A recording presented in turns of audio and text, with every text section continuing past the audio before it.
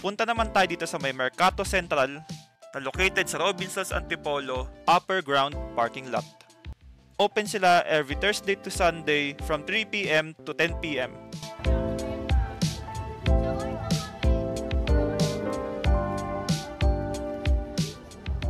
At ang ating first stall ay ang Wrap Corner. Mahilig ako talaga sa mga wrap, lalo na yung mga burrito, shawarma, at nakita ko nga tong kakaiba na to, Wrap Corner. At tinanong ko nga kay Chef, ano ang best seller nila? Sabi naman ni Chef, ang beef kurma. Yung beef kurma guys, para siyang may pagka-Mediterranean na lasa. At oo guys, kung nagtataka kayo ba't sinabi ko chef, chef talaga siya. Chef siya sa ibang bansa dati. Kita nyo naman, solid talaga, may fries pa. Tignan natin yung proseso ni chef ng paglalagay ng mga ingredients niya.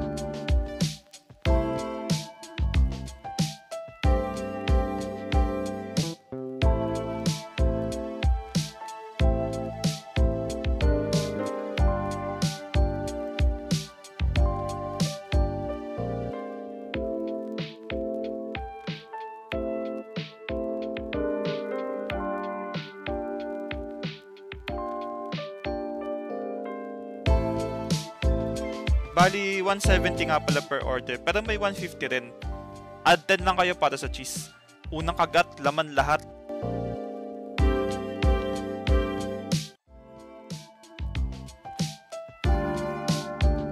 Siyempre, kung may pangbara, maghahanap tayo ng panulak.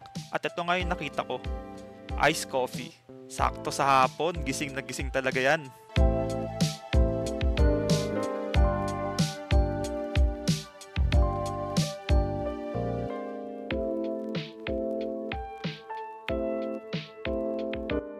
At dito na nga nagtatapos ang ating food venture. Tara, punta kayo dito. Tara mag food trip.